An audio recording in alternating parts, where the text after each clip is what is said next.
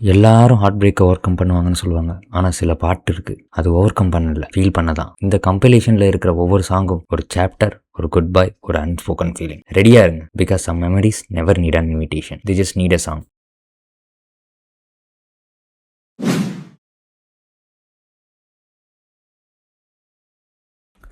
So first பார்க்க போகிற பாட்டு என்னன்னு தெரியுமா? வேற ஒன்றும் இல்லை, தேன் சுடரே. தேன் சுடரே வந்து பார்த்தீங்கன்னா எனக்கும் சரி, கேட்டவங்க எல்லாருக்குமே சரி, எல்லாருக்குமே அது ஒரு ஹாண்டிங்கான ஒரு ஃபீல் கொடுக்கும். ஏன் ஹாண்டிங்காக இருக்குன்னா வேற ஒன்றும் இல்லை, வாய்ஸஸ், அது என்ன சொல்ல வருதுன்ற லிரிக்ஸ், ப்ளஸ் வந்து அதில் இருக்க பெயின் அப்படின்னு சொல்லலாம். ரொம்ப வந்து லவ் பண்ணுறோம், பட் அவங்கள விட வேண்டிய சுச்சுவேஷனில் இருக்கும். அந்த ஒரு ஹெல்ப்லெஸ்ஸான ஃபீலிங்கை நமக்கு பாட்டில் வந்து ஈஸியாக வெளிப்படுத்துதுன்னு சொல்லலாம். அப்படிப்பட்ட பாட்டு தான் தேன் சுடரே. அதுவும் இந்த பாட்டு கேட்கும்போது எப்படி இருக்குன்னா, ஒரு மீம் டெம்ப்ளேட் இருக்கும். ஒரு பசங்களை வந்து ஒரு பையன் காரில் கூட்டுப்பான், அண்ணா என்னை விட்டுருண்ணா அப்படின்னுவான். அது மாதிரி சீன் ரோல்ன்ட்டு நம்ம சொல்கிற மாதிரி இருக்கும். அண்ணா என்னை விட்டுருண்ணா, என்னால் பெயின் தாங்க முடியல, நான் லவ் பண்ணலனால எனக்கு ரொம்ப பெயினாக இருக்குண்ணா, அந்த மாதிரியான ஒரு பாட்டுன்னு சொல்லலாம். அதுலேயும் ஒரு லைன் வரும், எனக்கு பிடித்த உன்னை எங்கு நீ தொலைத்தாய், உனக்கு பிடித்த என்னை ஏன் கலங்க வைத்தாய். லைன்ஸ் ஒன்று லிரிசிஸ்ட் வந்து செதுக்கியிருப்பார். அந்த அளவுக்கு இருக்கும் பாட்டு. கண்டிப்பாக இது கேட்கும்போது உங்களுக்கு பாட்டு கேட்கணும்னு தோணும். ஸோ போய் கேளுங்க. ஸோ நம்ம அடுத்த ஹார்ட் பிரேக் சாங் எதுன்னு கேட்டிங்கன்னா, ராசாத்தி உன்னை காணாத நெஞ்சு. ஸோ ஒரு இளையராஜாவோட மாஸ்டர் பீஸ்ன்னு சொல்லலாம். அப்படிப்பட்ட பாட்டு. அது மாஸ்டர் பீஸாக இருக்க போய் தான் காட்டு யானைகள் எல்லாம் வந்து அந்த பாட்டு ப்ளே ஆகும்போது கம்பத்தில் ஒரு தேட்டருக்கு வந்து இழுத்துருக்கு. ஸோ அந்த பாட்டு வரப்போ மட்டும் பார்த்தீங்கன்னா வந்து அந்த யானைகள்லாம் வந்து மேலேருந்து கீழே இறங்கி கம்பத்தில் வந்து அந்த பாட்டை கேட்டுட்டு திரும்பி அந்த பாட்டு முடிஞ்சோடனே வந்து போயிடுமா. ஸோ அப்படிப்பட்ட ஒரு லோர் கொண்ட பாட்டுன்னு சொல்லலாம். ஸோ இந்த பாட்டு கேட்கும்போது ஒரு லாங்கிங், அதாவது ஒருத்தவங்களுக்காக நம்ம ரொம்ப நாளாக ஏங்கிக்கிட்டு இருக்கோம், அவங்க திரும்பி அதாவது வந்தாலோ கிடைச்சாலோ நல்லா இருக்குன்றத சொல்கிறது அந்த பாட்டேவும். அதுலேயும் லைன்ஸ்லாம் ஒவ்வொன்றும் முத்து முத்தாக இருக்கும். அதுலேயும் பாட்டில் ஒரு லைன் வரும், யாரோடு இங்கு எனக்கு என்ன பேச்சு, நீதானே கண்ணே நான் வாங்கு மூச்சு, வாழ்ந்தாக வேண்டும் வா வா கண்ணே. அதாவது இந்த லிரிக்ஸ் 1 கோடி ரூபா செட்டில்மெண்ட்ரா அப்படின்னு சொல்லலாம். அந்த அளவுக்கு இருக்கும். அவ்வளோ ஃபீலிங்கான லிரிக்ஸ். பாட்டு சூப்பராக இருக்கும். ப்ளஸ் இந்த பாட்டு எங்கே போட்டாலும் சரி, நான் நின்று ஒரு நிமிஷம் இந்த பாட்டை ஃபுல்லாக கேட்டுட்டு தான் போவேன். ஸோ அப்படிப்பட்ட பாட்டு. ஸோ நம்ம லிஸ்ட்டில் அடுத்து இருக்க பாட்டு என்ன பார்த்தீங்கன்னா, கனவே கனவே. கனவே கனவே பாட்டு பார்த்தீங்கன்னா அனிருத் பாடியிருப்பார். டேவிட் படம் வந்திருக்கு. படம் எந்த அளவுக்கு ஹிட் ஆச்சோ தெரியல, பட் பாட்டு ஹிட் ஆச்சுன்னு சொல்லலாம் கண்டிப்பாக. ஸோ அப்படிப்பட்ட பாட்டு. ஒரு ட்ரீம், ஒரு லாஸ், ஒரு எமோஷனல் எம்டினஸை பற்றி சொல்கிற பாட்டு தான் இது. ஸோ இது ஒரு சினிமேட்டிக் லவ் சாங் மாதிரி ஃபீல் ஆகாமல் ஒரு பர்சனல் மோனலாக் மாதிரியே இருக்கும். பாட்டே அப்படி தான் ஃபீல் ஆகும். ஸோ நம்ம ஃபீலிங்ஸை டேரெக்டாக சொல்கிற மாதிரி இருக்கும். ஒன்றும் இல்லை, அதில் ஒரு லைன் இருக்கும். என்ன லைன்னா வந்து, நானும் இங்கே வழியிலே நீயும் அங்கோ சிரிப்பிலே காற்றில் எங்கும் தேடினேன் பேசி போன வார்த்தை அப்படின்னு. அதாவது எப்படின்னா, ஒரு ஒரு ஒரு பையன் வந்து தன்னோட ஃபீலிங்ஸை வந்து பாட்டாக சொல்கிற மாதிரி இருக்கும். காலேஜ் படிக்கிறதுக்கு தான் இந்த பாட்டு வந்துச்சு. ஸோ அப்போல்லாம் கேட்கும்போது அவ்வளோ, அதாவது லவ் பண்ணலை, ஆனால் லவ் பண்ணால் இந்த ஃபீல் இப்படி தான் இருக்குமோ அப்படின்ற மாதிரி இருக்கும். ஸோ லவ் ஃபீலியர்ஸ் ஆகுனா கண்டிப்பாக யுவன் இல்லாமல் இருக்க மாட்டார். அப்படிப்பட்ட யுவனால் இசைக்கப்பட்ட பாட்டு தான் வந்து இப்போ நம்ம சொல்ல போகிற பாட்டு. வேற ஒன்றும் இல்லை, ஏதோ ஒன்று என்னை தாக்க. பாட்டு வந்து படத்தோட மேட்ச் ஆகி வரும். ஸோ ஒரு தடவை காதலை வந்து சொல்கிற பாட்டுன்னு கூட சொல்லலாம் இது. ஸோ ஒருவேளை ஒன் சைட் லவ் உங்களுக்கு இருக்குன்னா அப்போ அந்த பாட்டு கேட்டிங்கன்னா நீங்களும் ஃபீல் பண்ணுவீங்க. அதுவும் இந்த பாட்டு ஒரு என்ன சொல்லணும்னா, ஒரு ஒன் சைட் லவர் லாங்கிங்னஸை சொல்கிறதுன்னு சொன்னேன்ல, அந்த லைன் என்னென்னு பார்த்தீங்கன்னா, என்னை உன்னிடம் விட்டு செல்கிறேன் ஏதும் இல்லை என்னிடத்தில், எங்கே போவது யாரை கேட்பது எல்லா பாதையும் முன்னிடத்தில்னு ஒரு லைன் இருக்கும். தலைவன் செதுக்கி விட்டுருப்பான் அந்த லைனை. பாட்டு செம்ம ஃபீலிங்காக இருக்கும். அதே மாதிரி இன்னொரு லைன் என்னென்னா, ஏன் எந்தன் வாழ்வில் வந்தாய் என் இரவையும் பகலையும் மாற்றி போனாய். இந்த லைன் கேட்கும்போது நாமூத்துக்குமாரை கட்டி பிடிச்சி கதறணும் போல இருக்கும். அந்த அளவுக்கு செதுக்கியிருப்பான் தலைவன். இப்போ அவர் இல்லை நம்ம கூட, ஆனாலும் அவர் பாட்டு நின்று பேசுன்னு சொல்லலாம். அப்படிப்பட்ட பாட்டு தான் இது.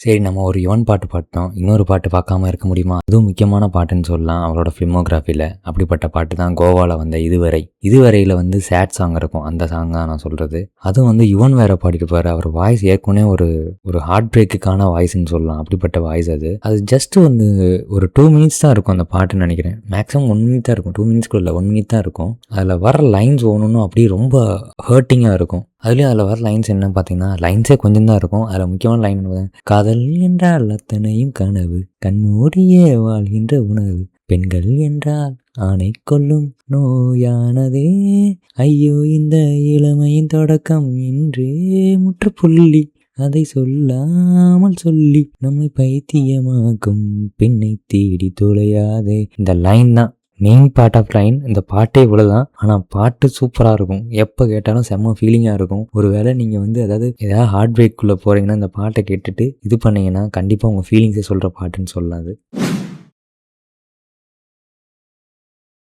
2 பேரும் ஏதோ ஒரு காரணத்தால் நீங்கள் பிரிஞ்சிட்டீங்க.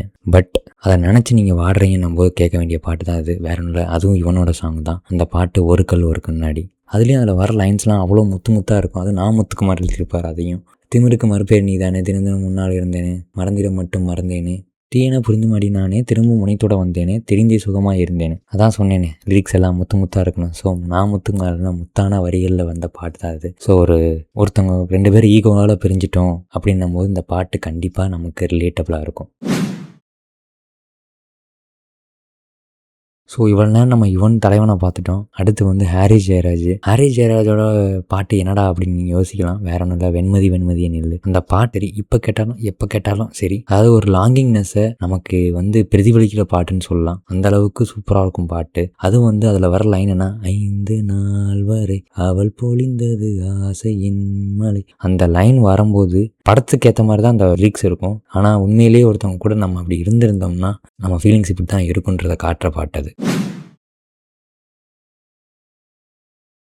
அடுத்து நம்ம ஹாரிஸ் மாம்ஸோட ஆல்பத்துலேருந்து வர பாட்டு தான், வேற ஒன்றும் இல்லை, அவள் என்னென்ன தேடி வந்த அஞ்சலை. இந்த பாட்டு உங்களுக்கே ஆல்ரெடி தெரியும். அதாவது வந்து சமீரா ரெட்டியை வந்து சூர்யா வந்து இழந்துருவார். ஸோ அப்போ வர பாட்டு தான் இந்த பாட்டு. ஸோ அவளை நினச்சி பாடுற பாட்டு தான். ஸோ யாரையாவது நீங்கள் இழந்திருந்தீங்கன்னா கண்டிப்பாக இந்த பாட்டு உங்களுக்கு ரிலேட்டபுளாக இருக்கும். அப்படிப்பட்ட பாட்டு தான் இது. ஸோ அவங்களை நினைக்க வைக்கும், அவங்களுக்காக அழுக வைக்கும். அப்படிப்பட்ட வரிகளை கொண்ட பாட்டு தான் இது.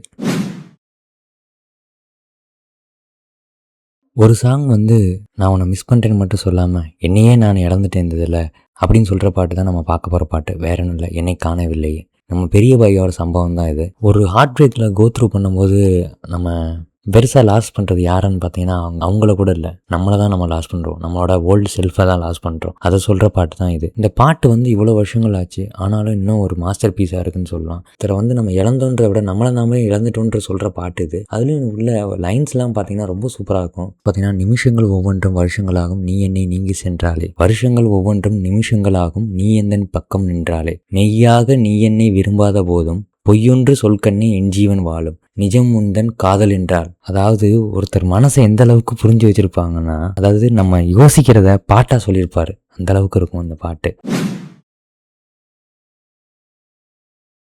பிரேக்கப் சாங்ஸ் என்ன நிறையா இருக்குது. ஆனால் இந்த பிரேக்கப் சாங் வந்து பார்த்தீங்கன்னா பிரேக்கப் பற்றி மட்டும் இல்லாமல் டிரான்ஸ்ஃபர்மேஷன் பற்றி இருக்கும். Before love you are one person, after love you are someone else. உசிரே போகுதுன்னு சொல்கிறது ஓவர் ரியாக்ஷன் இல்லை. அதாவது அந்த மொமெண்ட்டில் ஒரு பர்சன் வந்து ஒரு எமோஷனல் கிராவிட்டி ஆகிறதான்னு சொல்லலாம். ஸோ அவர் ஏஆர் வந்து ஒரு மெலடி மட்டும் கம்போஸ் பண்ணல, ஒரு எமோஷனல் ஷஃபகேஷனே கம்போஸ் பண்ணியிருக்கான்னு சொல்லலாம். எல்லா பாஸும் ஒரு ஹெசிடேஷனை இது பண்ணும். எல்லா பீட்டும் நம்ம ஹார்ட் பீட் நம்ம கண்ட்ரோல்ன்றது சொல்லும். எல்லா வயலினும் ஒரு மெமரி மாதிரி இருக்கும். அப்படி தான் இந்த பாட்டு. அதனால தான் இவ்வளோ வருஷங்கள் ஆனாலும் சொல்லலாம் இந்த பாட்டு நம்ம நெஞ்சுக்குள்ளேயே நிற்குதுன்னு. ஏன்னா வந்து ஹியூமன் எமோஷன்ஸ் எப்பயுமே அப்டேட் ஆனதே கிடையாது. நம்ம அடுத்து பார்க்க போகிற பாட்டு என்னென்னா, ஒரு காதலிச்சு தோற்றவனுக்கு தான் இந்த பாட்டோட அருமை தெரியும்னு சொல்லலாம். அப்படிப்பட்ட பாட்டு ஒரு கவிதையாக இருக்கும் அந்த பாட்டு. வேற ஒன்றும் இல்லை, நான் பாடும் மௌனராகம். இந்த பாட்டு நீங்கள் வந்து மேக்ஸிமம் ரீசெண்டாக கேட்டிருப்பீங்க. எப்படின்னா வந்து திருச்சிற்றம்பலம் படத்தில் வந்து தனுஷ் கேட்டுக்கிட்டு இருப்பார். ஸோ அதில் ஒரு லிரிக்ஸ் வரும், அந்த தான் வந்து கேட்டுட்டு இருப்பார். அதே காம்போவே பார்த்தீங்கன்னா வேறு லெவலில் இருக்கும். யாருன்னா ராஜா, மோகன் ப்ளஸ் எஸ்பிபி 3 பேரும் சேர்ந்து செம்மையாக பண்ணியிருப்பாங்க. அதுலேயும் லிரிக்ஸ்லாம் பார்த்தீங்கன்னா அவ்வளோ அருமையாக இருக்கும். வைரமுத்து சார் தான் எழுதியிருப்பார். அதுலேயும் அந்த லிரிக்ஸ், உன்னை கண்டு தென்றலும் நின்று போனதுண்டு, உன்னை காண வெண்ணிலா வந்து போவதுண்டு, ஏன் தேவி இன்று நீ என்னை கொள்கிறாய், முள் மீது ஏனடி தூங்க சொல்கிறாய். இப்படி அருமையான லிரிக்ஸ் கொண்ட பாட்டு தான் இது. ஸோ நான் போட்ட பிளேலிஸ்ட் உங்களுக்கு பிடிச்சிருக்குன்னு நினைக்கிறேன். நீங்களும் ஏதாவது சஜஸ்ட் பண்ணுன்னா கமெண்ட்டில் சஜஸ்ட் பண்ணுங்கள். ஸோ நான் அதை செகண்ட் பார்ட்டாக போடுறேன் வீடியோவில். ஸோ இந்த வீடியோ உங்களுக்கு பிடிச்சிருக்குன்னு நினைக்கிறேன். ஸோ லைக் பண்ணுங்கள், கமெண்ட் பண்ணுங்கள், ஷேர் பண்ணுங்கள்.